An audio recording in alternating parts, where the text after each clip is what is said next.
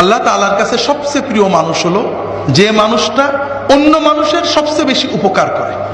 আর সবচেয়ে প্রিয় নেকামল হলো নফল নেকামল, যে তুমি কোনো ক্ষুধার্ত মানুষের ক্ষুধা দূর করবে, কোনো বেদনাক্লিষ্ট মানুষের অন্তরের বেদনা দূর করবে, কোনো ঋণগ্রস্ত মানুষকে ঋণ মুক্ত করবে, কোনো বিপদগ্রস্ত মানুষকে বিপদ থেকে উদ্ধার করবে। এর চেয়ে বড় নেক আমল আর কিছুই নেই। আল্লাহ রাসূল সাল্লাল্লাহু আলাইহি ওয়াসাল্লাম বলছেন, আমার কোনো ভাইয়ের সাথে তাকে সাহায্য করতে একটু হেঁটে যাওয়া মদিনার মসজিদে 1 মাস ইতিকাফ করার চেয়েও উত্তম। যদি কেউ কোনো মানুষের সাথে হেঁটে যায়, একটু তার কাজটা করে দেয়, হাজতটা মিটিয়ে দেয়। কেমন? হাদিস শরীফে আসছে কিছু উদাহরণ। একজন লোক টাকা পাবে একজনের কাছে, দিচ্ছে না। আপনি এলাকার প্রভাবশালী মানুষ, রাজনৈতিক নেতা, সামাজিক ব্যক্তিত্ব, সাথে যে বললেন ভাই ওর টাকাটা পাবে, দিচ্ছেন না কেন, দিয়ে দেন। লোকটা যখন জানলো আপনি জেনে গেছেন, দিয়ে দিল।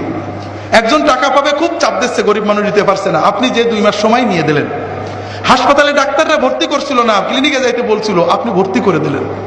পুলিশে ধরে নিয়ে গেছে, ঘুষ ছাড়া ছাড়ে না, নির্দোষ মানুষ আপনি জানেন অন্যায় করে ধরে নিয়ে গেছে, আপনি বলে তাকে বের করে দিলেন। এতিম, বিধবা, যে কোনো ভাবে একটা মানুষের সাথে যে তার প্রয়োজন মিটিয়ে দেওয়া, আল্লাহ রাসূল সাল্লাল্লাহু আলাইহি ওয়াসাল্লাম বলছেন যদি কেউ এটা করে তাহলে কিয়ামতের দিন, যেদিন সবার পা পিছলে পুলসিরাত থেকে জাহান্নামে চলে যাবে, ওই দিন ওই ব্যক্তির পা আল্লাহ পিছলাতে দেবেন না।